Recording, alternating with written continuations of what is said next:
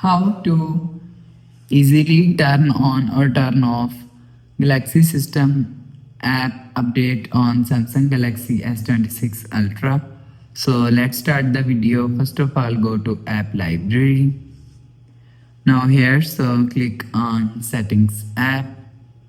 Now in setting, scroll down and click on security and privacy. So you will see security and privacy is here, so click on security and privacy. So after click on security and privacy, scroll down and click on more security settings.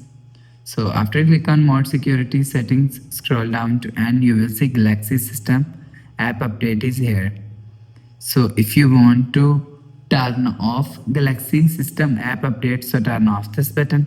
So after turn off this button, you will see Galaxy System app update is turn off. So if you want to turn on Galaxy System app update, so turn on this button. So after turn on this button, you will see Galaxy System app update is turn on. So you will turn on or turn off Galaxy System update from here. So if you want to update, check update, so click on check update. So you will check for update from here. So after the process, go back to home screen, refresh home. So that's how you can easily turn on or turn off Galaxy System app updates on Samsung Galaxy S26 Ultra.